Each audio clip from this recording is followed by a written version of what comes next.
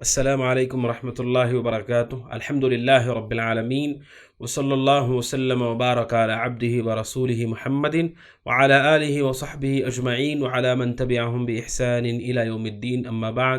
حیاکم اللہ ناظرین اکرام، آپ سب کا خیر مقدم ہے۔ ناظرین اکرام، دعویٰ سلفیہ کی جانب سے ہمارے اس کورس میں ہمارا پہلا درس ہو چکا الحمدللہ۔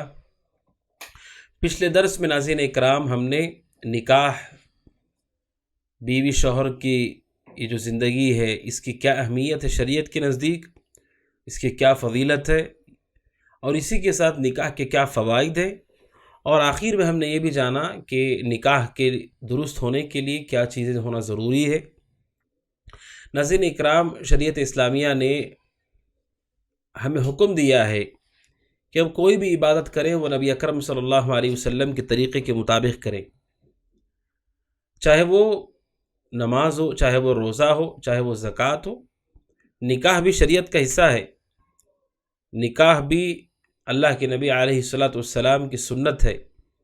نبی اکرم صلی اللہ علیہ وسلم نے خود نکاح کیا ہے، اور نکاح کی آپ نے ترغیب بھی دی ہے، اور اس کا طریقہ بھی آپ نے واضح کیا ہے۔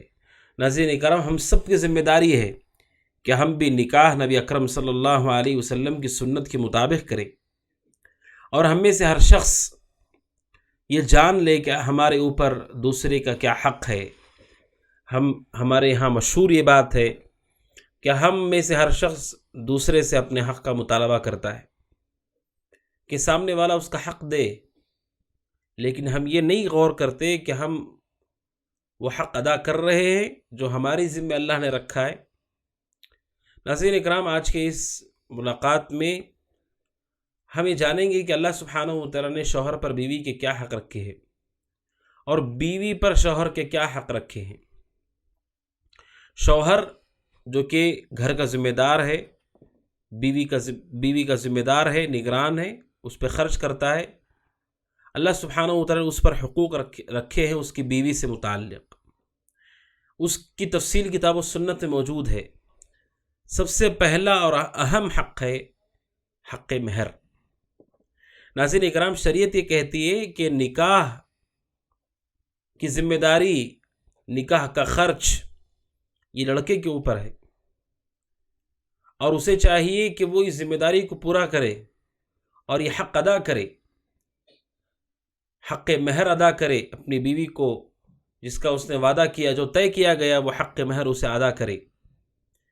یہ سب سے پہلا حق ہے۔ یہاں سے ازدواجی زندگی شروع ہو رہی ہے، دونوں کے مشترکہ حق ہیں۔ یہ پہلا حق ہے جس کا حکم شریعت دیتی ہے کہ آپ اپنی بیوی کا ادا کریں۔ بعد میں بہت سارے حقوق زندگی میں آنے والے ہیں، لیکن شروعات اس حق سے ہے، حق مہر سے ہے، کہ وہ مال، جس مال پر ہم نے عقد رکھا ہے کہ ہم نکاح قبول کر رہے ہیں، اتنے مہر کے عوض شریعت نے اس کی بڑی ترغیب دی ہے۔ اللہ سبحانہ وتعالیٰ کا ارشاد سورہ نساء آیت نمبر 4 میں، وَآتُوا النِّسَاءَ صَدُقَاتِهِنَّ نِحْلًا۔ اللہ سبحانہ وتعالیٰ حکم دیتا ہے کہ ہم عورتوں کا حق مہر، بیویوں کا حق مہر ادا کریں، جو اللہ سبحانہ وتعالیٰ نے ہمارے ذمے رکھا ہے۔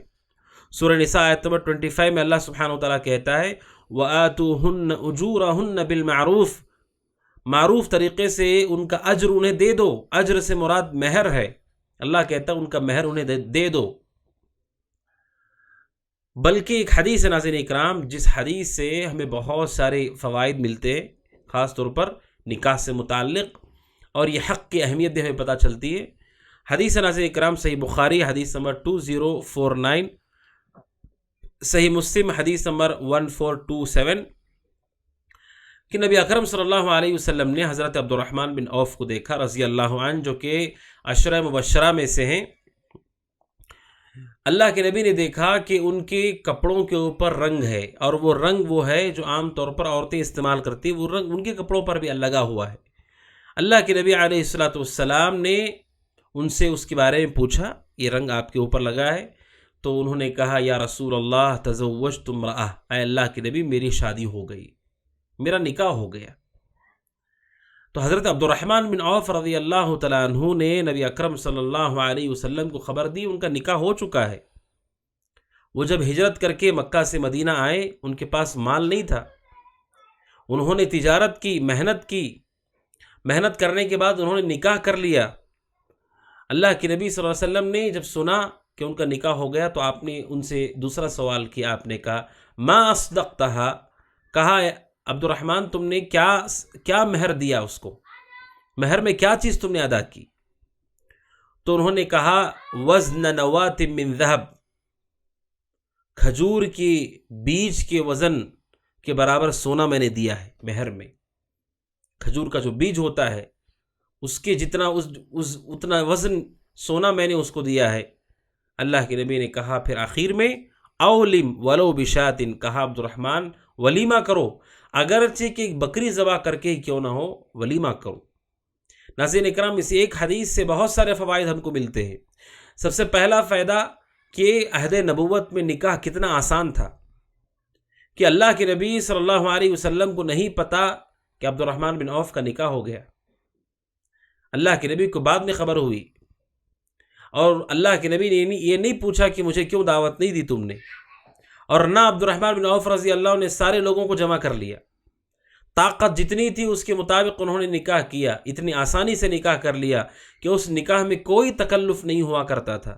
یہ عہد نبوت کا نکاح ہے کہ اس میں کوئی تکلف نہیں ہے۔ نبی اکرم صلی اللہ علیہ وسلم نے ان سے پوچھا تو خبر دی انہوں نے۔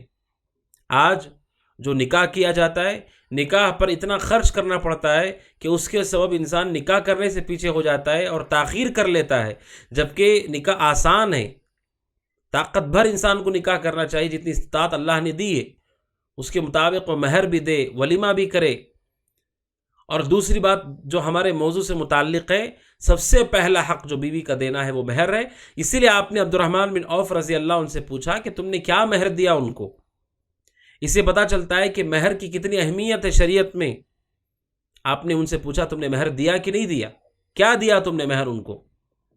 اور آج ناظرین اکرام، ہمارے سماج میں رسم ہے کہ شوہر اپنی بیوی کو مہر نہیں دیتا ہے، اور جب وہ مر جاتا ہے اس کی بیوی کو زبردستی لایا جاتا ہے اور کہا جاتا ہے اس کا مہر بخش دو، زبردستی کی جاتی ہے کہ وہ معاف کر دے۔ ایک تو شوہر اس کا فوت ہو گیا اور اسے مہر کی یاد دلائی جاتی ہے اور معاف کرنے پہ مجبور کیا جاتا ہے۔ معافی دل سے ہوتی ہے، خوشی سے ہوتی ہے، زبردستی معافی نہیں ہوتی ہے۔ یہ اللہ کے نبی نے پوچھا عبد الرحمن بن عوف سے کیا تم نے انہیں مہر دیا ہے۔ اور تیسری بات پتہ چلتی ہے کہ صحابہ اکرام رضوان اللہ تعالیٰ علیہ مجمعین کو مسنون نکاح کا پورا علم تھا کہ عبد الرحمن بن عوف رضی اللہ عنہ نے بغیر مہر کی شادی نہیں کی۔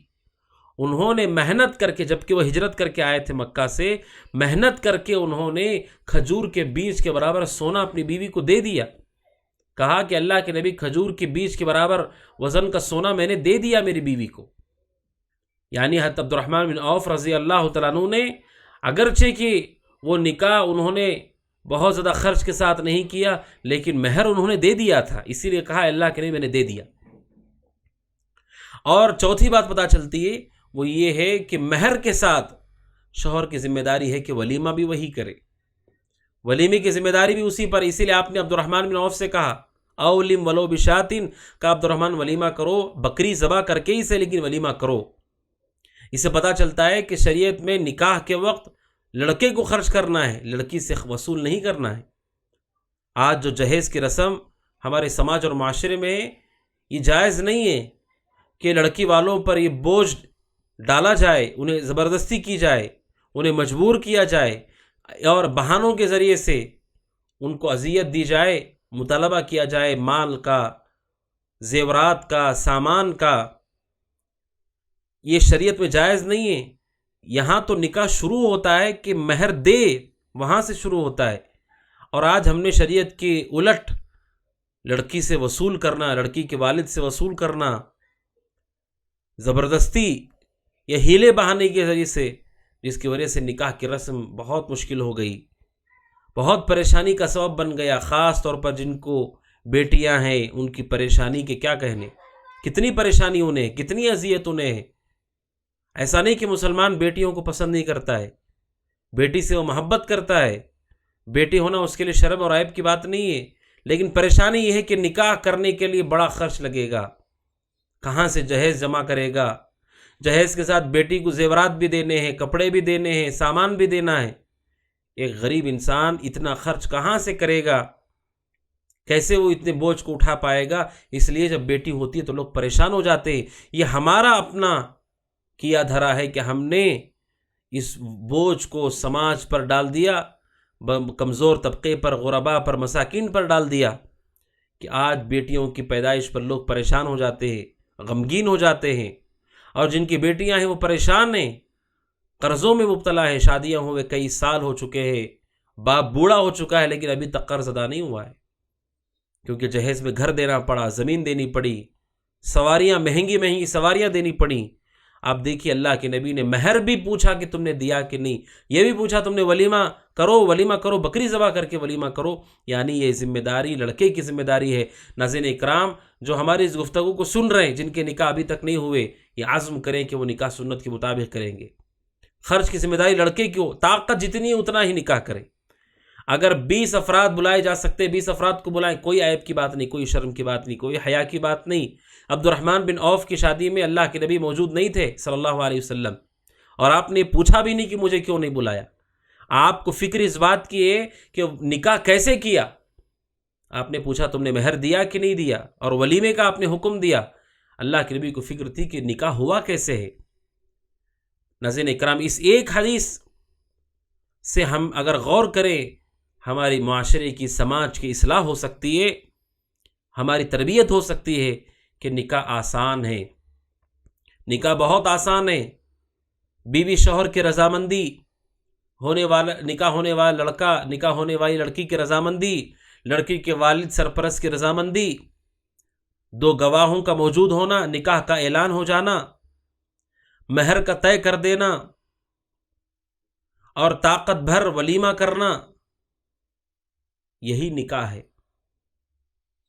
اس کے علاوہ نکاح یہ نہیں ہے جو آج ہم دیکھتے ہیں جہیز کی شکل میں، رسم و رواج کی شکل میں، ایسے ایسے کام کیے جاتے جس کا شریعت میں کوئی تصور نہیں ہے،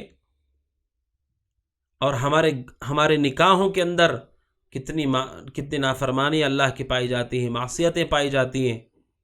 میرے بھائیو، نکاح کو آسان کرو اور اسے سنت کے مطابق کرو، اور اسے نافرمانی کے کاموں سے پاک کرو، محرمات سے پاک کرو۔ ہمارے شادیوں میں مردوں عورتوں کا اختلاط، گانے بجانے، موسیقی، ڈھول تاشے، ناچ تماشا، اور غیر شرعی رسمیں جس میں بے پردگی ہے۔ شوہر جو ہونے والا، نکاح ہونے والا ہے، اسے مہندی لگائی جا رہی ہے، لگانے والے لڑکے نہیں بلکہ لڑکیاں بھی ہیں، غیر محرم عورتیں بھی ہیں، لڑکی کو ہلدی لگائی جا رہی ہے۔ یہ مسلمانوں کی تہذیب نہیں ہے، اہل ایمان کی تہذیب نہیں ہے۔ اسلام میں کوئی مہندی کی رسم نہیں ہے، کوئی ہلدی کی رسم نہیں ہے۔ یہ ساری چیزیں غیر مسلموں سے لی گئی ہیں، جبکہ اللہ کے نبی علیہ الصلوۃ والسلام کا دین کامل ہے، مکمل ہے، آسان ہے، خوبصورت ہے، یہ وہاں سے لیا گیا ہے۔ ایسی کوئی رسم اسلام میں نہیں ہے۔ اسلام یہ کہتا ہے کہ نکاح ہو تو سنت کے مطابق ہو، جس طرح آپ نماز سنت کے مطابق پڑھتے ہیں، اسی طرح نکاح بھی آپ کا سنت کے مطابق ہونا چاہیے۔ اللہ کے نبی علیہ الصلوۃ والسلام نے عبد الرحمن بن عوف رضی اللہ عنہ کو اس کا حکم دیا۔ ناظرین اکرام، یہ جو حق مہر ہے، اس مہر کے حوالے سے اہم بات ہے وہ یہ کہ جو مہر دے دیا جاتا ہے لڑکی کو، وہ اس کی مالکہ ہے، اس کا کنٹرول اور اس کا اختیار ہے، اس میں شوہر کا کوئی اختیار نہیں نکاح کے بعد۔ اب اس میں جو بھی تصرف ہے، جو بھی وہ کرے گی، وہ اس کی اپنی مرضی سے کرے گی، شوہر کا اس میں کوئی دخل نہیں ہے۔ اللہ سبحانہ وتعالیٰ کہتا ہے سورہ نساء آیت نمبر 24 میں فَمَسْتَمْتَعْتُمْ بِهِ مِنْهُنَّ فَآتُوهُنَّ أُجُورَهُنَّ فَرِيضَةً، اور آگے اللہ سبحانہ وتعالیٰ کہتا ہے وَإِنْ أَرَدْتُمْ اسْتِبْدَالَ زَوْجٍ مَكَانَ زَوْجٍ وَآتَيْتُمْ إِحْدَاهُنَّ قِنْطَارًا فَلَا تَأْخُذُوا مِنْهُ شَيْئًا، اللہ سبحانہ وتعالیٰ کہتا ہے اگر تم نے ایک ڈھیر بھی دے دیا ہے تو اس سے کچھ بھی مت لینا۔ سورہ نساء آیت نمبر 20 میں اللہ سبحانہ وتعالیٰ کہتا ہے اس میں سے کچھ مت لینا، اس کی تملیک، اسے مالک بنا دیا جائے۔ یہ عورت کا حق ہے ناظرین اکرام، یہ پہلا حق ہے جہاں سے زندگی شروع ہوتی ہے۔ دوسرا حق ہے ناظرین اکرام شوہر پر بیوی کا، وہ حق یہ ہے شوہر بیوی کے خرچ کو برداشت کرے، نان و نفقے کی ذمہ داری لے۔ کیا ہے نان و نفقہ؟ کہ چھت فراہم کرے، لباس فراہم کرے، کھانا فراہم کرے، اور جو پریشانیاں لاحق ہوتی ہیں، بیمار ہو گئی علاج کروائے، یہ نان نفقے کی ذمہ داری بھی مرد پر ہی ہے۔ اللہ سبحانہ و تعالیٰ قرآن کریم میں کہتا ہے، سورہ طلاق آیت نمبر 7 میں کہتا ہے 7 میں، لِيُنْفِقْ ذُو سَعَةٍ مِّن سَعَتِهِ، کہ جس کو اللہ نے کشادگی دی، کشادگی بھر وہ خرچ کرے۔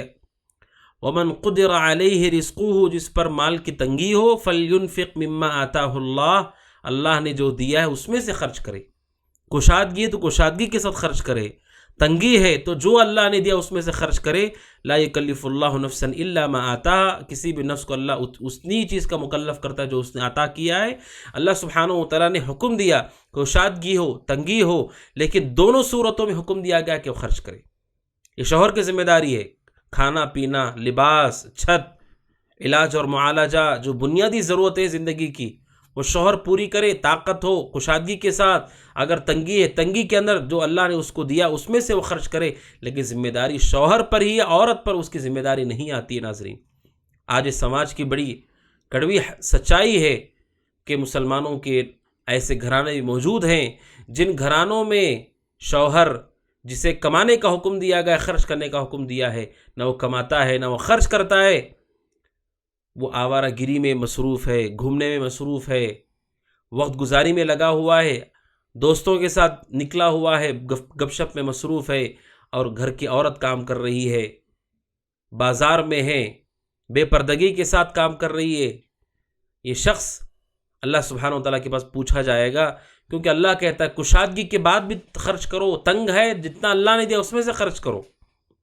رسول اکرم صلی اللہ علیہ وسلم نے احادیث میں بھی صراحت کے ساتھ اس بات کا حکم دیا ہے، اور سورہ طلاق آیت نمبر 6 میں اللہ سبحانہ وتعالیٰ کہتا ہے اسکنوہن من حیث سکنتم من وجدکم، اللہ سبحانہ وتعالیٰ کہتا ہے کہ تم انہیں اپنے ساتھ ٹھہراؤ اس چھت کے نیچے جہاں تم رکے ہوئے ہو، تمہاری طاقت بھر۔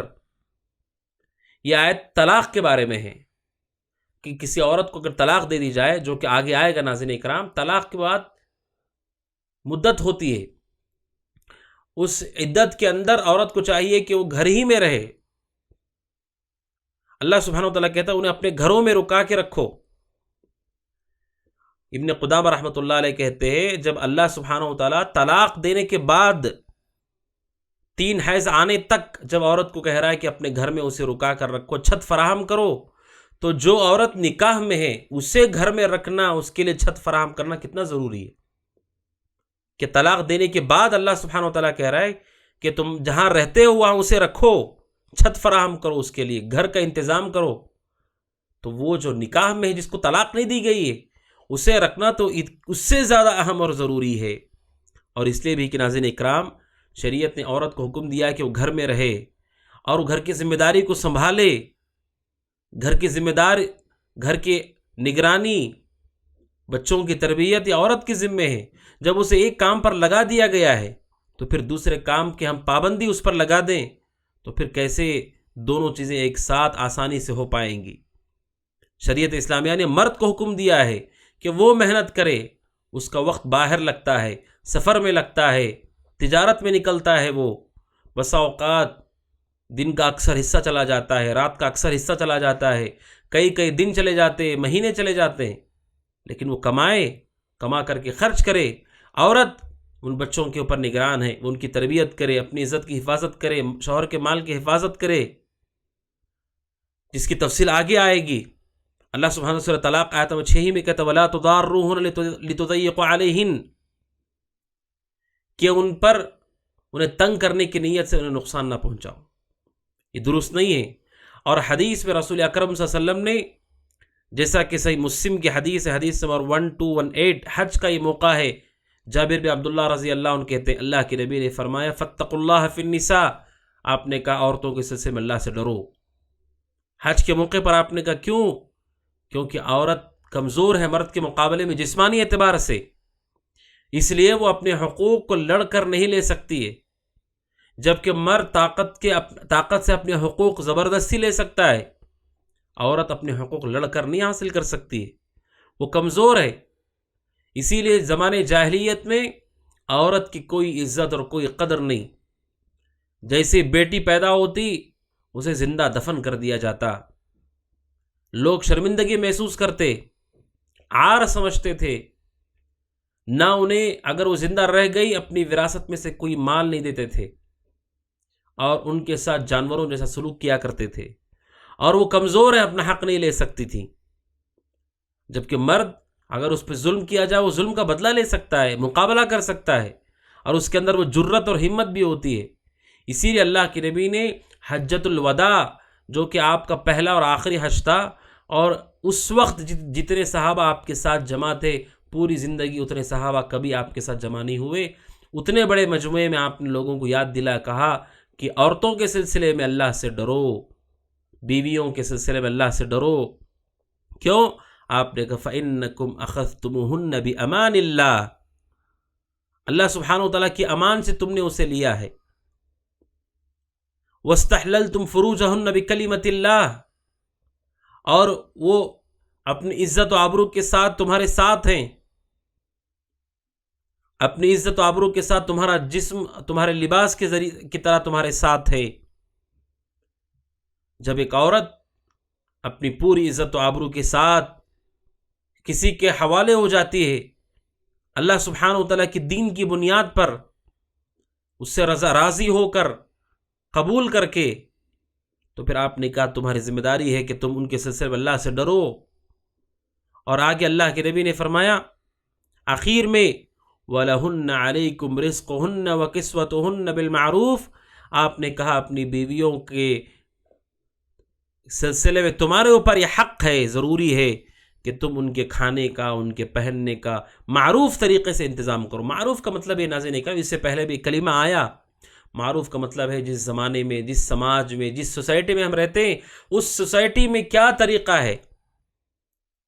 شریعت یہ نہیں کہا اتنے کلو کھجور ان کو دو، اتنے جوڑے انہیں سلا دو، نہیں، ہمارے سماج میں جس وقت ہم ہیں، اس سماج میں، اس معاشرے میں عورتوں کو کتنے پیسے کی ضرورت ہوتی ہے، کتنے لباس کی ضرورت ہوتی ہے، کتنے کھانے کی ضرورت ہوتی ہے۔ معروف اس کو کہتے ہیں کہ جو عرف میں، سماج میں، معاشرے میں عام طور پر جتنا دیا جاتا ہے اتنا تم انہیں ادا کرو۔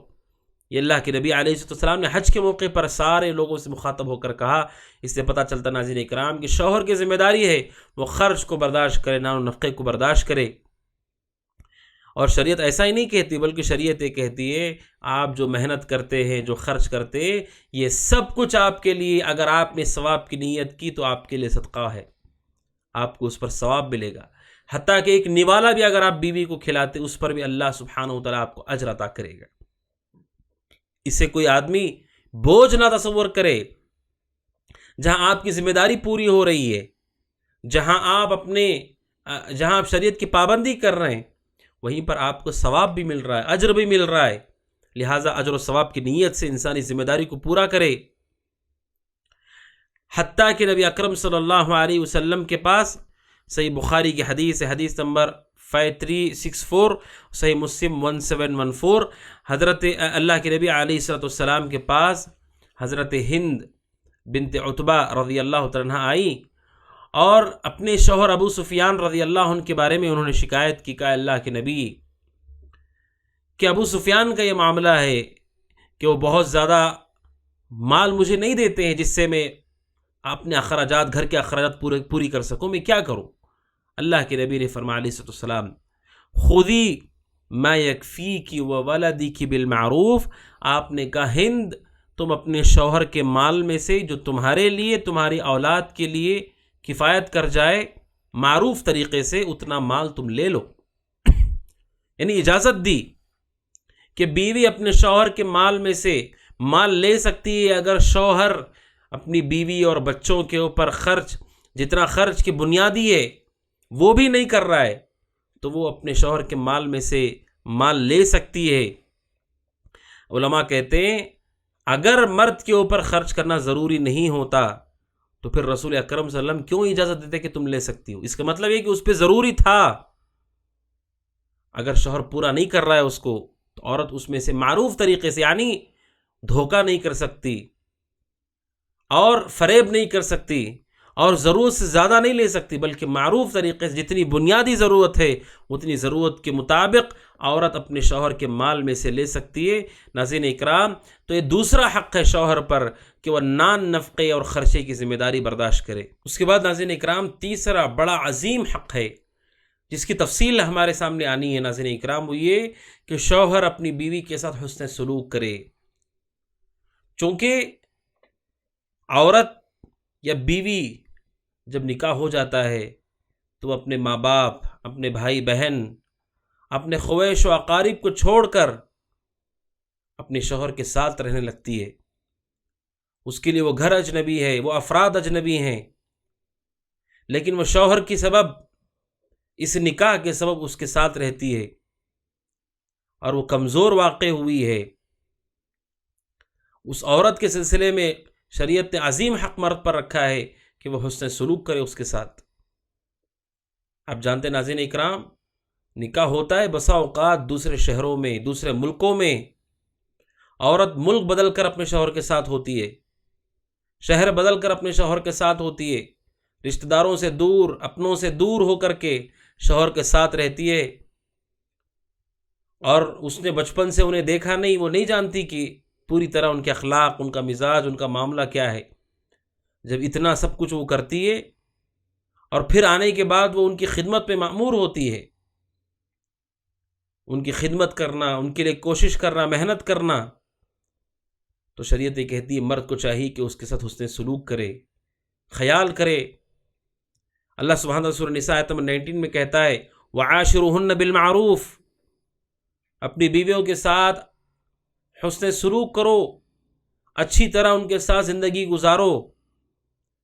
اور حدیث میں، بخاری کی حدیث نمبر 3331 حدیث، صحیح مسلم 1468، پیر رسول نے فرمایا علیہ الصلوۃ والسلام استوصوا بالنساء خیرا۔ کیا معنی استوصوا؟ اس کا معنی ہے اے لوگوں، میری وصیت کو قبول کرو اور اپنی بیویوں کے ساتھ اچھا سلوک کرو، میری وصیت کو قبول کرو، یہ پیارے رسول نے کہا۔ حتیٰ کہ آپ نے یہاں تک کہہ دیا کہ سب سے بہترین شخص وہ ہے جو اپنے گھر والوں کے لیے بہتر ہو، اپنی بیوی کے لیے بہتر ہو، اپنی اولاد کے لیے بہتر ہو، وہ سب سے اچھا انسان ہے۔ سنن ترمذی کی حدیث نمبر 3895 اور ابن ماجہ 1977۔ کیا کہا اللہ کے نبی نے؟ حضرت عائشہ رضی اللہ تعالیٰ روایت کرتی ہے، نبی اکرم صلی اللہ علیہ وسلم نے فرمایا خیرکم خیرکم لأہلہ، آپ نے کہا تم میں سے بہترین انسان وہ ہے جو اپنے گھر والوں کے ساتھ بہترین ہو، اور آگے آپ نے کہا وانا خیرکم لأہلی، اور میں تم میں سب سے بہتر ہوں اپنے گھر والوں کے ساتھ۔ آپ نے خیر کو جوڑ دیا، آپ نے کہا سب سے بہتر وہ ہے جو اپنے گھر والوں کے ساتھ بہتر ہو۔ اور دوسری ایک حدیث ہے سنن ترمذی کی حدیث نمبر 1162، اللہ کے نبی نے فرمایا علیہ الصلوۃ والسلام اکمل المؤمنین ایمانا احسنهم خلقا، سب سے کامل درجے کا ایمان اس کے پاس ہے جو سب سے اچھے اخلاق والا ہو۔ وخیرکم خیرکم لأہلی وخیرکم خیرکم لنسائہم، آپ نے کہا تم میں سب سے بہترین وہ ہے جو اپنی بیویوں کے ساتھ سب سے بہترین ہو۔ یعنی شریعت نے یہ ترازو بتایا ہے کہ اچھا انسان وہ ہے جو اپنی بیوی کے ساتھ، اپنے گھر والوں کے ساتھ اچھا ہو۔ یہ بیوی کا عظیم حق ہے شوہر پر، وہ خرچ کرتا ہے، اس نے ایک حق ادا کیا، وہ مہر دیتا ہے، اس نے ایک حق ادا کیا، لیکن یہ عظیم حق اس کے ذمہ ہے کہ وہ اس کے ساتھ حسن سلوک کرے۔ کیوں؟ کیونکہ حسن سلوک کی وجہ سے 3 فوائد ہوتے ہیں۔ نمبر 1 فائدہ یہ ہوتا ہے ناظرین اکرام کہ انسان سکون اور راحت محسوس کرتا ہے، وہ بھی اس کی بیوی بھی۔ حسن سلوک کی وجہ سے سکون اور راحت گھر میں ہوتی ہے، اطمینان گھر میں ہوتا ہے، کیونکہ جو حسن سلوک نہیں کرتا بدلے میں حسن سلوک نہیں ملتا، وہ بھی پریشان ہوگا ہی۔ ایسا نہیں ہو سکتا کہ وہ بیوی پہ ظلم کرے اور خوشی خوشی اس گھر میں وہ رات گزارے، ایسا نہیں ہو سکتا ہے۔ اس لیے علماء کہتے ہیں اللہ نے جو حکم دیا ہے حسن سلوک کا، اس کا فائدہ ہمیں خود ہوگا کہ ہم سکون سے رہیں گے، ہم اطمینان سے رہیں گے۔ اور دوسرا بڑا فائدہ یہ ہوگا کہ گھر کے سارے معاملات اطمینان کے ساتھ ہوں گے، سارے امور اطمینان اور سکون کے ساتھ طے ہوں گے، بچوں کی تربیت بڑے اطمینان سے ہوگی، بیمار کی خدمت بڑے اطمینان سے ہوگی، گھر کے سارے معاملات بڑے اطمینان سے ہوں گے۔ کیوں؟ کیونکہ بیوی شوہر دونوں آپس میں اطمینان کے ساتھ ہیں۔ اسی لیے جب میاں بیوی کی طرف سے برا سلوک ہو شوہر کے ساتھ، یا شوہر کا برا سلوک ہو بیوی کے ساتھ، اس کا نقصان یہ ہوتا ہے کہ ان کا سکون ختم ہوتا ہے، ساتھ میں گھر کے معاملات بڑے متاثر ہوتے ہیں۔ اس لیے کہ انسان بظاہر تو ایک نظر آتا ہے، لیکن اس کی ذمہ داریاں بہت ہیں۔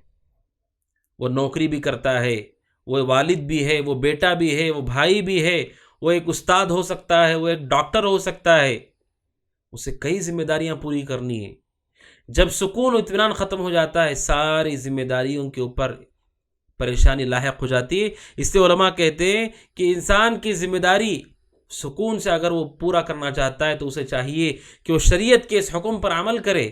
اور تیسرا بڑا فائدہ یہ ہوتا ہے ناظرین اکرام، وہی فائدہ یہ ہے کہ انسان دوسری جو پریشانیاں ہیں ان پریشانیوں سے اچھی طرح مقابلہ کر سکتا ہے۔ عربی زبان میں ناظرین بیت کہتے ہیں گھر کو، بیت کہتے ہیں گھر کو جہاں انسان رات گزارتا ہے، جہاں سکون محسوس کرتا ہے، دنیا کی پریشانیوں سے جھمیلوں سے وہ آزاد ہو کر دور ہو کر گھر آتا ہے۔ جب گھر میں وہ سکون میں ہوتا ہے تو خود بخود جو باہر کی پریشانیاں ہیں، باہر کی تکلیفیں ہیں، خود بخود وہ ختم ہونے لگتی ہیں۔ اسے اللہ سبحانہ و تعالیٰ نے بیوی کو کہا کہ وہ تمہارے لیے سکون کا باعث ہے۔ اللہ نے ایسے بنایا ہے اس کو کہ انسان حسن سلوک کر کے، اچھی باتیں سن کر، میٹھی باتیں سن کر، ہنسی مذاق کر کے دن بھر کی تھکان پریشانی کو دور کر دیتا ہے۔ اس کا مطلب ناظرین اکرام، حسن سلوک کا فائدہ بیوی سے بڑھ کر خود شوہر کو ہوتا ہے۔ لہٰذا شریعت کے اس حکم کو، اس حق کو ہم جانیں کہ ہم ان کے حسن سلوک کریں۔ لیکن سوال یہ ہے کہ حسن سلوک کیسے کیا جاتا ہے؟ اس کے حوالے سے چند باتیں اہل علم نے ذکر کی۔ سب سے پہلی بات، اہل علم کہتے ہیں حسن سلوک کچھ چیزوں سے ہوتا ہے۔ ان میں سے پہلی چیز یہ ہے کہ شوہر کو چاہیے کہ وہ اپنے مظہر کا، جو اس کا ظاہر ہے، اس کا جسم ہے، اس کا لباس ہے، اسے خوبصورت کرے، اسے مزین کرے، اسے بہتر کرے۔ یہ پہلا حق ہے، پہلا طریقہ ہے حسن سلوک کا۔ ابن کثیر رحمۃ اللہ علیہ نبی اکرم صلی اللہ علیہ وسلم کے متعلق کہتے ہیں، اللہ کے نبی علیہ السلام اپنے گھر والیوں کے ساتھ انتہائی خوش مزاجی کے ساتھ پیش آیا کرتے تھے، ان کے ساتھ انتہائی عمدہ سلوک اللہ کے نبی کیا کرتے تھے، اور آپ کی تربیت یافتہ صحابہ اس کو اچھی طرح سمجھتے تھے۔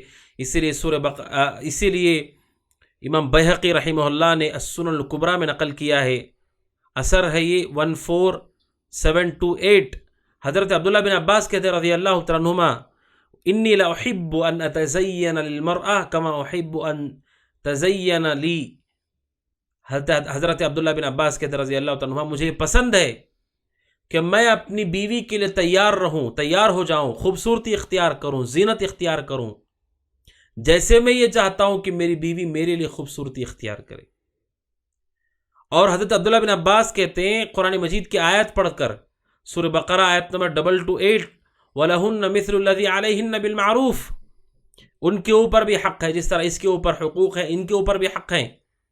یعنی جس طرح مرد یہ چاہتا ہے کہ اس کی بیوی اس کے لیے خوبصورت ہو، تیار ہو، زینت اختیار کرے، اہل علم نے ذکر کیا حسن عشرہ میں کہ مرد کو چاہیے کہ وہ سب سے پہلے اس کا خیال کرے۔ کیوں؟ اہل علم کہتے ہیں کہ انسان کی جسم کی صفائی، انسان کی منہ کی صفائی، انسان کا خوشبو سے معطر ہونا، مسواک کرنا، زائد بالوں کو ہٹانا، اور اگر اس کی داڑھی میں سفیدی آ گئی ہے اسے خضاب لگانا، اور دیگر جو مرد کی خوبصورتی کے اسباب ہیں، کہتے ہیں کہ اس کے ذریعے سے مومن شوہر اپنی بیوی کو اپنی طرف راغب کرتا ہے، اور اس سے اس کی بیوی کے دل میں خوشی داخل ہوتی ہے۔ اور اسی کے ساتھ ساتھ ناظرین اکرام ایک اہم بات ہے جو امام قرطبی رحمۃ اللہ نے بیان کیے کہ اس کے ذریعے سے عورت جو بیوی ہے وہ دوسرے مردوں کے فتنے سے محفوظ ہوتی ہے۔ جب وہ یہ دیکھے گی کہ خود میرا شوہر خوبصورتی اختیار کرتا ہے، میرے لیے سجتا ہے، سنورتا ہے، جو مرد کے لیے جائز امور ہے ان کے ذریعے سے، جو میں نے آپ کے سامنے بیان کیے، جسم کا خیال کرتا ہے، کپڑوں کا خیال کرتا ہے، زائد بالوں کو، مونچھوں کو تراشتا ہے، اور جو زائد بالوں کے نکالنے کا حکم دیا اس کا خیال کرتا ہے، خضاب لگاتا ہے، ناخن تراش کرتا ہے، انگوٹھی پہنتا ہے۔ کہا کہ امام قرطبی کہتا رحمۃ اللہ علیہ، تفسیر قرطبی جلد نمبر 3 صفحہ 124، کہتے ہیں کہ اس کے ذریعے سے جو فائدہ ہوگا وہ یہ کہ اس کے ذریعے سے عورت خوش ہوگی اور عورت پاک دامن بنے گی، دوسرے مردوں کی طرف اس کا میلان کم ہو جائے گا، ختم ہو جائے گا۔ جسے ناظرین اکرام، بیوی کے ساتھ حسن سلوک میں یہ ہے کہ شوہر اپنے مظہر کا، اپنے ظاہری امور کا خیال کرے۔ اسے ناظرین اکرام کئی رشتوں کے ٹوٹنے کی وجہ یہ بھی ہوتی ہے کہ لڑکی بڑی پاک صاف ہے، پاکی صفائی کا خیال کرتی ہے، زیب و زینت کا خیال کرتی ہے، لیکن شوہر ایسا نہیں ہے۔ اسی لیے وہ لوگ جو گٹکے کھاتے ہیں، وہ لوگ جو شراب پیتے ہیں، وہ لوگ جو سگریٹ نوشی کرتے ہیں، وہ لوگ جو غسل نہیں کرتے، انہوں نے جہاں شریعت کی مخالفت کی ہے وہیں پر وہ اپنی بیوی کو بھی تکلیف پہنچا رہے ہیں، اور اپنی بیوی کو جو حق دینا تھا انہیں حسن سلوک کر کے وہ حق انہوں نے نہیں دیا ہے۔ آپ سوچیں گٹکے کی جو بدبو ہے، اس بدبو سے کون قریب آنا چاہے گا، لیکن بیوی اس کو برداشت کرتی ہے، اس کے سبب اس کے دل کے اندر راحت اور خوشی نہیں ہوتی ہے۔ لہذا ناظرین اکرام، ہمیں خاص خیال کرنا ہے بیوی کے ساتھ حسن سلوک میں۔ پہلی بنیادی بات ہے وہ یہ کہ ہم اپنے ظاہری مظہر کا، پاکی صفائی کا، خوبصورتی کا، خوشبو کا استعمال کریں، اور خوشبو ایسی چیز ہے ناظرین جو ہمارے بدبو کو ختم کرتی ہے، ساتھ میں وہ مائل کرتی ہے دوسروں کو اپنی طرف، جو عورت کے لیے مناسب ہو، جس سے اسے پریشانی، ایسی اچھی خوشبو ہم استعمال کریں۔ عبداللہ بن عباس رضی اللہ عنہما اسے پسند کیا کرتے تھے، صحابی کہہ رہے کہ مجھے یہ پسند ہے، اس کا مطلب اسے دین سمجھ کر کے کیا کرتے تھے۔ ناظرین اکرام، تو ناظرین، بیوی کے ساتھ حسن سلوک کرنے کا طریقہ، پہلا طریقہ میں نے آپ کے سامنے رکھا وہ یہ کہ مرد کو چاہیے کہ وہ اپنے مظہر کا خیال کرے، اور دوسرا طریقہ ناظرین اکرام حسن سلوک کا وہ یہ کہ شوہر کو چاہیے کہ اپنی گفتگو بیوی کے لیے نرم کرے، ایسی گفتگو ہو جس سے اسے خوشی محسوس ہو، اس کے ساتھ ہنسی مذاق کرے، اس کے ساتھ کھیلنا جو اس کے لیے مناسب ہو، اور اس کی عمر کا خیال کرنا۔ اس لیے کہ بسا اوقات بیوی شوہر سے چھوٹی ہے، اس کی عمر اتنی بڑی نہیں ہے، اس کی عقل اتنی پختہ نہیں ہے، اس کا پورا خیال کرنا۔ سبحان اللہ ناظرین اکرام، نبی اکرم صلی اللہ علیہ وسلم اپنی بیوی کا کیسے حسن سلوک کرتے تھے، آپ ان کے دل کو کیسے بہلاتے تھے، کیسے خوشی داخل کرتے تھے ان کے دلوں میں، اپنے ظاہری مظہر کے ساتھ ساتھ اللہ کے نبی جسمانی طور پر اپنی ذات سے کیسے انہیں خوش کیا کرتے تھے۔ مشہور حدیث ناظرین اکرام، ابو داؤد حدیث نمبر 2578، اور شیخ البانی رحمہ اللہ نے سلسلہ حدیث صحیحہ 131 میں اسے نقل کیا ہے۔ حضرت عائشہ کہتی ہے رضی اللہ تعالیٰ عنہا کہ میں اللہ کے نبی کے ساتھ کسی سفر میں تھی، اور میں ایک ایسی لڑکی تھی جس کا وزن زیادہ نہیں تھا، میرا وزن بہت زیادہ نہیں تھا، ہلکی پھلکی میں تھی۔ کہتے ہیں ایک سفر میں اللہ کے نبی کے ساتھ تھے، اللہ کے نبی نے اپنے صحابہ سے کہا، اپنے جو قافلہ ساتھ میں تھا، آپ نے کہا تقدموا، تم لوگ سامنے چلے جاؤ۔ عائشہ رضی اللہ عنہا کو روک لیا اپنی بیوی کو، اور قافلے سے کہا تم سامنے چلے جاؤ۔ جب وہ سامنے چلے گئے، آپ نے حضرت عائشہ سے کہا تعالی حتی اسابقکی، آپ نے کہا عائشہ آؤ، ادھر آؤ، میں اور تم آپس سے مسابقہ کرتے ہیں، دوڑ لگاتے ہیں، دیکھتے ہیں کون آگے جاتا ہے۔ حضرت عائشہ کہتے رضی اللہ عنہ فسبقتہ، میں نے اللہ کے نبی کے ساتھ دوڑ لگائی اور میں اللہ کے نبی سے آگے چلی گئی، تو اللہ کے نبی خاموش ہو گئے۔ کہتی ہیں پھر دوبارہ ایک اور سفر کی بات ہے، ایک مدت کے بعد میں نے آپ کے ساتھ سفر کیا علیہ الصلاۃ والسلام، اللہ کے نبی نے پھر لوگوں سے کہا اس سفر میں تقدموا، تم سامنے چلے جاؤ۔ صحابہ سامنے چلے گئے، آپ نے پھر حضرت عائشہ سے کہا تعالی، آپ نے کہا ادھر آؤ عائشہ حتیٰ اسابقہ کی، یہاں تک کہ ہم آپس میں مسابقہ کرتے ہیں. فسابقتہ فسبقنی، میں نے پھر دوڑ لگائی. لیکن حضرت عائشہ کہتے رضی اللہ تعالیٰ عنہ دوسری مرتبہ جب ہم نے دوڑ لگائی تب میرا وزن بڑھ گیا تھا، میرے جسم پر گوشت چڑھ گیا، یعنی میرا وزن بڑھ گیا تھا. تو میں نے دوڑ لگائی لیکن اللہ کے نبی مجھ سے آگے چلے گئے. فجعل یضحک، اللہ کے نبی ہنسنے لگے علیہ الصلوۃ والسلام. آپ خوش ہو گئے، آپ ہنسنے لگے اور آپ اپنی بیوی سے کہنے لگے حاذی بتلکا. آپ نے کہا عائشہ تمہیں یاد ہے یہ اسی کا بدلہ ہے جو تم مجھ سے جیت گئی تھی، مجھ سے آگے چلی گئی تھی. حاذی بتلکا، یہ اسی کا بدلہ ہے.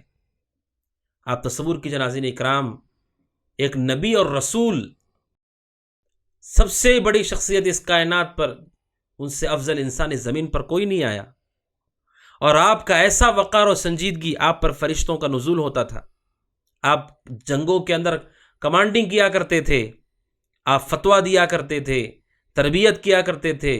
دشمنوں کے مقابلے میں اللہ کے نبی سارے صحابہ کی ڈھال بن کر کھڑے تھے. پورے مدینہ، مکہ اور جنگ، غزوات، دشمن، ان سارے امور کے درمیان اللہ کے نبی 5 وقتہ نماز پڑھاتے تھے، خطبہ جمعہ دیتے تھے، لمبے سفروں پہ نکلا کرتے تھے. اتنی بڑی شخصیت، ایسی مصروف شخصیت، وہ نبی اور رسول، اور ان میں بھی اتنا بڑا مقام اور مرتبہ. لیکن آپ دیکھیں ناظرین، اپنی بیوی سے وہ دوڑ لگا رہے ہیں، آپ کھیل رہے ہیں ان کے ساتھ. کیوں؟ کیونکہ اللہ نے حکم دیا ہے کہ اپنی بیوی کے ساتھ حسن سلوک کرو، ایسا کام ان کے ساتھ ہو جو جائز، جس کی وجہ سے وہ خوش ہو جائیں. حضرت عائشہ خوش ہو گئی رضی اللہ تعالیٰ عنہ. ان کی بہت بڑی عمر نہیں تھی، لیکن اللہ کے نبی علیہ السلام کی عمر کم نہیں تھی. اس کے باوجود بھی آپ نے علیہ الصلوۃ والسلام ان کے ساتھ یہ معاملہ کیا. آج کون ہے جس نے اپنی بیوی کے ساتھ یہ معاملہ کیا ہو جس سے وہ خوش ہو گئی ہو؟ ناظرین اکرام، یہ نبی اکرم صلی اللہ علیہ وسلم کے اخلاق اپنی بیویوں کے ساتھ حسن سلوک ہے. آپ دوڑ لگاتے ہیں، اور صحابہ کا قافلہ ہے، صحابہ کو آپ نے آگے بھیج دیا، پردے کا خیال کیا، اور خیال کر کے اللہ کے نبی نے اپنی بیوی کے دل میں خوشی اور سرور کو داخل کیا. اور حضرت عائشہ رضی اللہ تعالیٰ عنہ یہ واقعات بعد میں اللہ کے نبی کی وفات کے بعد تقریباً 40 سے زیادہ سالوں تک زندہ رہیں.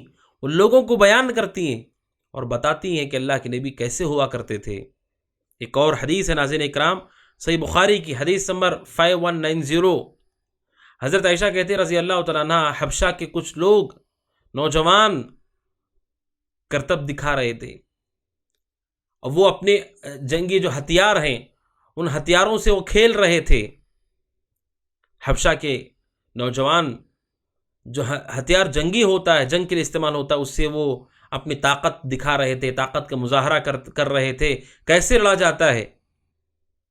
حضرت عائشہ کہتی ہے رضی اللہ تعالیٰ عنہ کہ میں دیکھنے کے لیے گئی، اللہ کے نبی علیہ السلام نے مجھے پردے میں کر دیا، پردے کی آڑ سے اللہ کے نبی نے مجھے چھپا لیا. اللہ کے نبی آگے ہیں، حضرت عائشہ اللہ کے نبی علیہ السلام کے پیچھے چھپی ہوئی ہیں. وَأَنَا أَنظُرُ، اور میں چھپ کر کے دیکھ رہی ہوں کہ یہ کیسے ہتھیار استعمال کر رہے ہیں، کیسے یہ سب کچھ کر رہے ہیں. کہتے فَمَا زِلْتُ أَنظُرُ، میں دیکھتی رہی سبحان اللہ، حَتَّى كُنْتُ أَنَا أَنصَرِفُ. کہتی ہے اللہ کے نبی کھڑے ہیں، اور اتنی دیر تک جب تک حضرت عائشہ کہتی ہے میں خود دیکھ کر کے جب میرا دل بھر گیا، جب تک وہاں سے نہیں ہٹی، اللہ کے نبی مسلسل، اللہ کے نبی اسی حالت میں رہے، آپ نہیں ہٹے. اپنی بیوی کو آڑ کے ذریعے سے آپ دکھا رہے ہیں، کیونکہ حضرت عائشہ کو پسند آ رہا تھا، دیکھنا چاہ رہی تھی وہ کہ یہ ہتھیار کیسے چلاتے، کیسے استعمال کرتے ہیں. اور اللہ کے نبی کو دیکھیے، نہ صرف آپ نے دکھایا پردے کی آڑ سے، بلکہ جب تک حضرت عائشہ واپس نہیں گئی، وہ خود اللہ کے نبی واپس نہیں گئے. یہ کیا چیز تھی جس نے آپ کو روک کر رکھا؟ یہ آپ کے عالی اخلاق ہیں، بیوی کیا حسن سلوک ہے. اور خود حضرت عائشہ رضی اللہ تعالیٰ سمجھ گئیں کہ جب تک میں نہیں ہٹ رہی ہوں اللہ کے نبی نہیں ہٹ رہے ہیں. اسی لیے حضرت عائشہ یہ حدیث بعد میں زمانے میں لوگوں کو بیان کرتے ہوئے کہتی ہیں فَقْدُرُوا قَدْرَ الْجَارِيَةِ الْحَدِيثَةِ السِّنِّ تَسْمَعُ اللَّهْوَ. اے لوگوں، اگر کم عمر لڑکیوں سے شادی کر کے انہیں لاتے ہو تو ان کی عمر کا خیال کرو، جسے رسول نے میرا خیال کیا ویسے تم خیال کرو. آپ کی عمر اور آپ کی سنجیدگی، آپ نبی اور رسول ہونے کے بعد آپ اپنی بیوی کے ساتھ ایسا سلوک کرتے ہیں. اللہ کے نبی علیہ السلام حضرت عائشہ رضی اللہ تعالیٰ عنہ دوسروں کو حکم دیتی ہیں کہ اس کا خیال کرو، گفتگو اور ان کے ساتھ کھیل، ان کے ہنسی مذاق، تاکہ وہ خوش ہو جائیں، ان کے چہرے پر خوشی ہو، اور چہرے سے پہلے ان کے دل کے اندر سکون اور راحت محسوس ہو انہیں.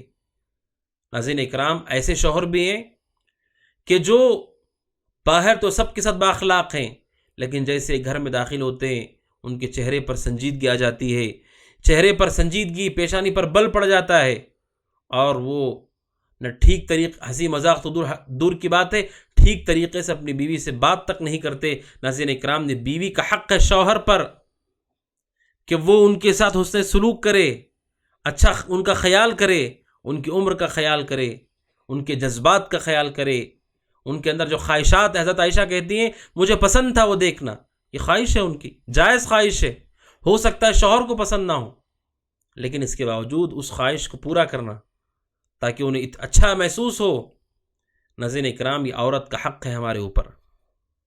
اور نبی اکرم، اور تیسرا ذریعہ جس کے ذریعے سے شوہر اپنی بیوی کے حسن سلوک کرتا ہے وہ یہ کہ شوہر کو چاہیے کہ اپنی بیوی کے ساتھ گفتگو کرے، اچھی گفتگو کرے، اور اس کی گفتگو کو غور سے سنے تاکہ اسے خوشی محسوس ہو.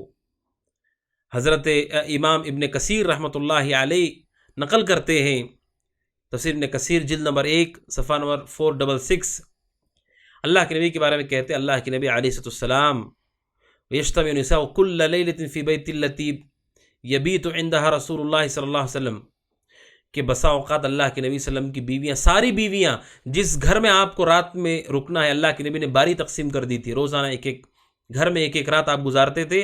بسا اوقات اللہ کے نبی کی ساری بیویاں ایک ہی گھر میں جہاں آپ سونے والے جمع ہو جاتی ہیں، آپ ان سب کے ساتھ، اللہ کے نبی علیہ السلام ان کے ساتھ کھانا نوش فرماتے تھے، کھانا کھاتے آپ ان کے ساتھ اللہ کے نبی گفتگو کرتے، اور پھر گفتگو کے بعد ساری بیویاں اپنے اپنے گھروں کو چلی جاتی. کہتے ہیں ابن کثیر رحمۃ اللہ علیہ، آپ اپنی بیوی کے ساتھ ایک ہی چادر میں سوتے، چادریں دو ہو سکتی ہیں لیکن آپ ایک چادر میں سوتے. اور کہتے ہیں اللہ کے نبی علیہ السلام بسا اوقات عشاء کے بعد گھر جاتے تو آپ اپنی بیوی کے ساتھ گفتگو کرتے تھے سونے سے پہلے، اور ان کی گفتگو کو سنا کرتے تھے انہیں راحت پہنچانے کے لیے. ویسے مشہور ہے کہ عورتیں مردوں سے زیادہ بولتی ہیں، بولتے رہنا ان کو پسند ہے، اور وہ ایسی چیزیں بسا اوقات وہ بیان کرتی ہیں ہمیں بظاہر کوئی فائدہ اس کا نظر نہیں آتا ہے، لیکن انہیں سننا، ان سے اچھی طرح بات کرنا، یہ بات کرنا، انہیں ان کے ساتھ وقت گزارنا، یہ ان کے لیے خوشی کا باعث ہوتا ہے. اسی لیے نبی اکرم صلی اللہ علیہ وسلم نے بخاری کی حدیث 5189 حضرت عائشہ رضی اللہ تعالیٰ عنہ قصہ بیان کرتی ہیں کہ جس میں عورتیں جمع ہوئی تھیں، اور تفصیل لمبا واقعہ ہے. وہ کہتی ہیں اللہ کے نبی علیہ السلام کو انہوں نے پورا واقعہ، اتنا بڑا واقعہ بخاری میں، میں نے حدیث نمبر آپ کو بتایا، آپ دیکھیں اتنا تفصیلی واقعہ اللہ کے نبی سے وہ بیان کرتی ہیں، اور اللہ کے نبی بغیر کسی بیزارگی کے اسے سنتے ہیں غور کے ساتھ. کیوں؟ کیونکہ یہی حسن سلوک ہے کہ عورت کے ساتھ بیٹھ کر کے انسان گفتگو کرے. ناظرین اکرام، سوشل میڈیا کے اس دور میں جہاں بہت ساری چیزیں رشتوں کو نقصان پہنچا رہی ہیں، جس کی تفصیل آئے گی، اس کی ایک بڑی وجہ یہ بھی ہے کہ بیوی شوہر کی گفتگو کرنے کا کوئی وقت طے نہیں ہے، آپس میں ہنسی مذاق کے لیے کوئی وقت طے نہیں ہے. شوہر انتظار کر رہا ہے بیوی کے لیے، بیوی انتظار کر رہی ہے شوہر کے لیے، لیکن دونوں آپس میں ایک دوسرے سے بیٹھ کر کے بات نہیں کر پا رہے ہیں، نہ وہ کہہ پا رہی ہے نہ سن پا رہا ہے. ناظرین اکرام، اس سے آپس میں دوریاں بڑھ جائیں گی. رسول اکرم صلی اللہ علیہ وسلم بات بھی کرتے تھے اور آپ ان کی گفتگو کو بغور سنا کرتے تھے. عشاء کے بعد اللہ کے لیے بسا اوقات اپنی بیوی سے ان کی باتوں کو سنا کرتے تھے. یہ ناظرین اکرام، شوہر پر بیوی کا حق ہے کہ وہ اس کے ساتھ حسن سلوک کرے اور اس کے ساتھ گفتگو کرے. اور چوتھا طریقہ ناظرین اکرام وہ یہ ہے کہ ناظرین اکرام، انسان کے پاس مال ہمیشہ ایک درجے میں نہیں ہوتا ہے، بسا اوقات کم ہوتا ہے، بسا اوقات زیادہ ہوتا ہے. بیوی کے ساتھ حسن سلوک کا ایک طریقہ یہ بھی ہے کہ اللہ سبحانہ و تعالیٰ نے ہمیں کشادگی اگر دی ہے، اس کشادگی میں سے اپنی بیوی کے اوپر خرچ کیجیے. یہ خرچ بیوی شوہر کے رشتے کو مضبوط کرتا ہے. اللہ سبحانہ و تعالیٰ نے کہا، اس سے پہلے بھی آیت گزری سورہ طلاق آیت نمبر 7، کہ جس کو اللہ نے کشادگی دی وہ کشادگی میں سے خرچ کرے۔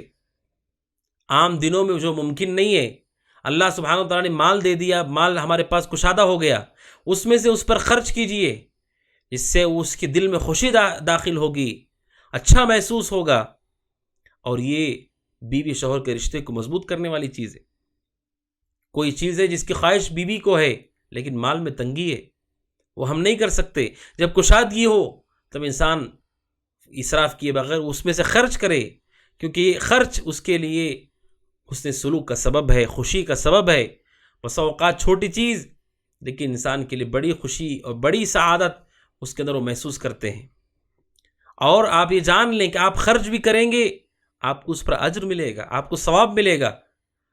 کشادگی ہونے کے باوجود اللہ یہ نہیں کہتا ہے کہ پہلے جتنا خرچ کرتے تھے اتنا کرو۔ کشادگی ہے تو کشادگی کے مطابق خرچ کرو، تنگی ہے تو جتنا ہے اس میں سے خرچ کرو۔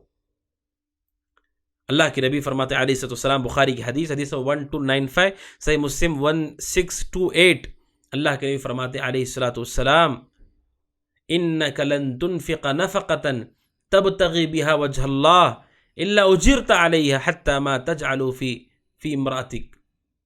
اللہ کے نبی نے فرمایا علیہ الصلوۃ والسلام کہ تم کوئی بھی خرچ کرتے اللہ کی رضا کے لیے اس پر اجر ملتا ہے، حتیٰ کہ اپنی بیوی کو اب تم ایک نوالا بھی کھلاتے ہو تو اس پر بھی انسان کو اجر ملتا ہے۔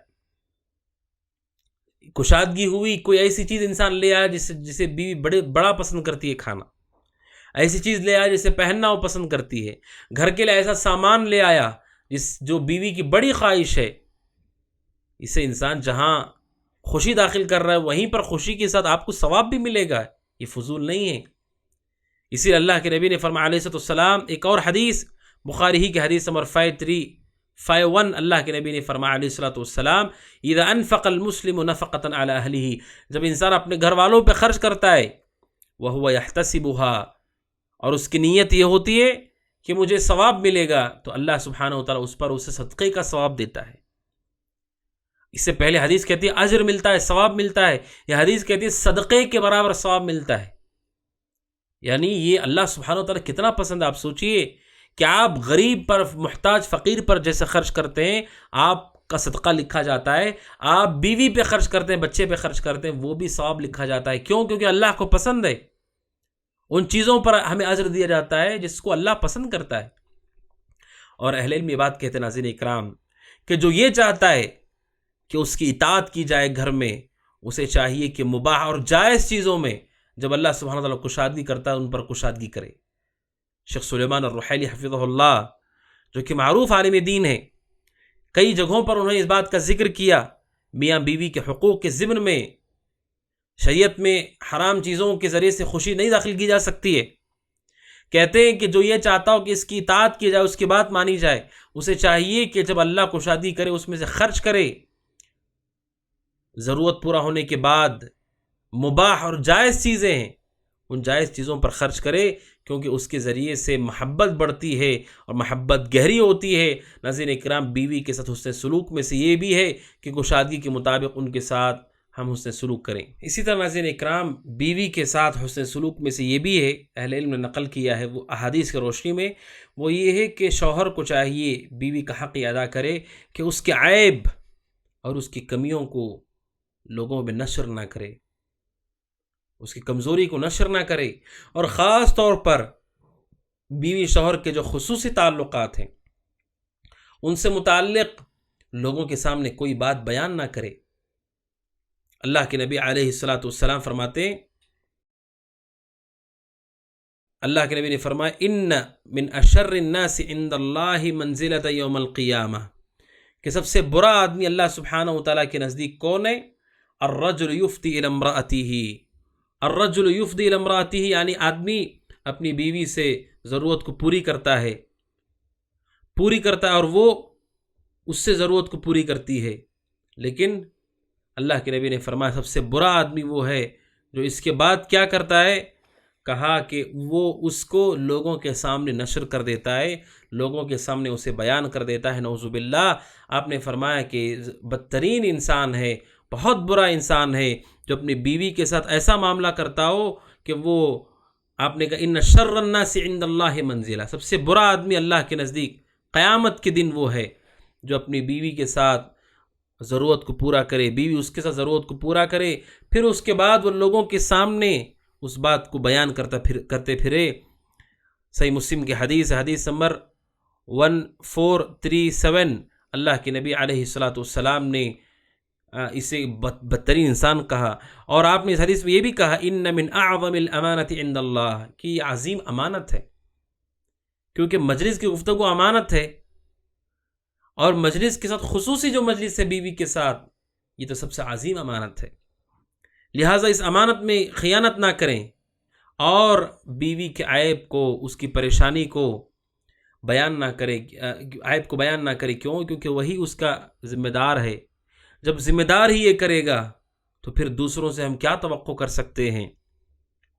اور اللہ کے نبی علیہ الصلاۃ والسلام نے یہ بھی بیان فرمایا، جیسا کہ مشہور حدیث ہے، بخاری کی حدیث نمبر 6475، آپ نے فرمایا من کان یؤمن باللہ والیوم الآخر فلیقل خیرا او لیصمت۔ آپ نے فرمایا کہ جو اللہ پر اور یوم آخرت پر ایمان رکھتا ہے اسے چاہیے کہ وہ بھلی بات کہے، اگر بھلی بات نہیں کہہ سکتا ہے تو اسے چاہیے کہ فلیصمت، وہ خاموش ہو جائے، اپنی زبان کو بند کر لے۔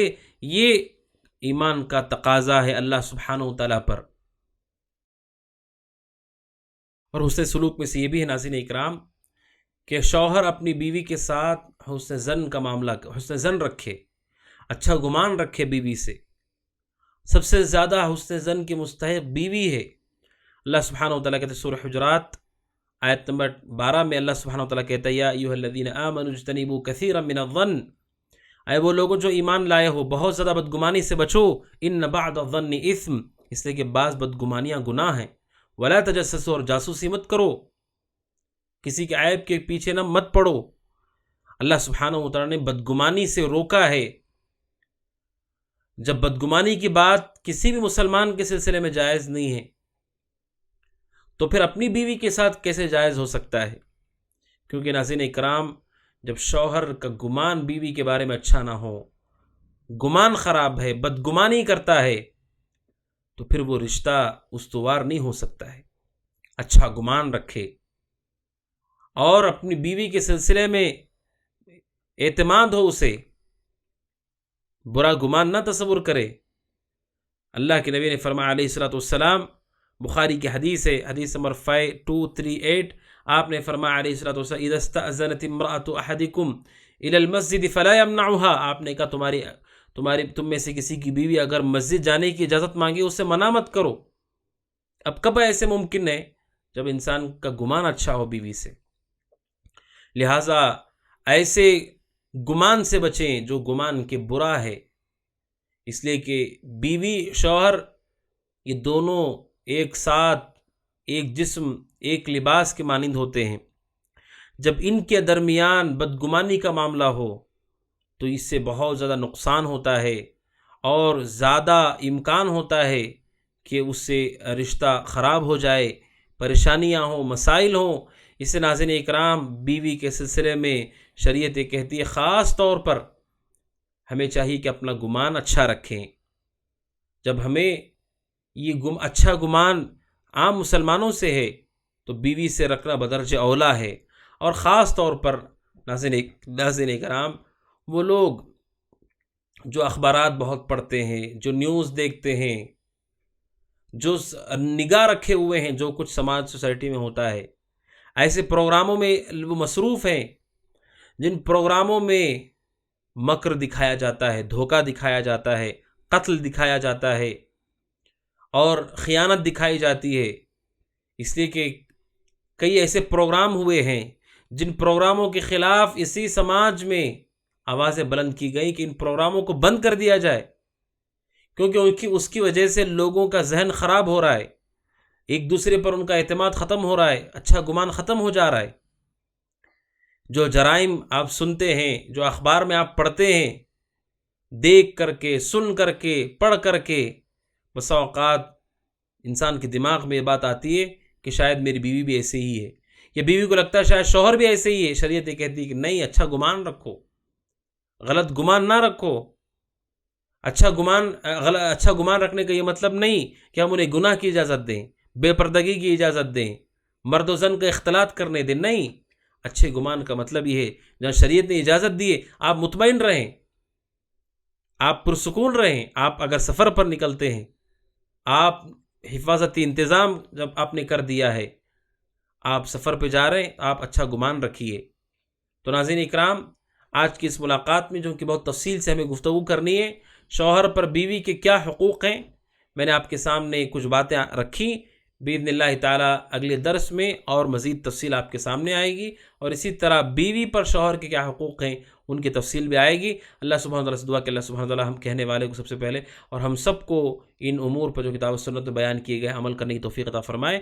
آمین۔ ھذا وصلی اللہ وسلم علی نبینا محمد وعلی آلہ وصحبہ اجمعین۔ السلام علیکم ورحمۃ اللہ وبرکاتہ۔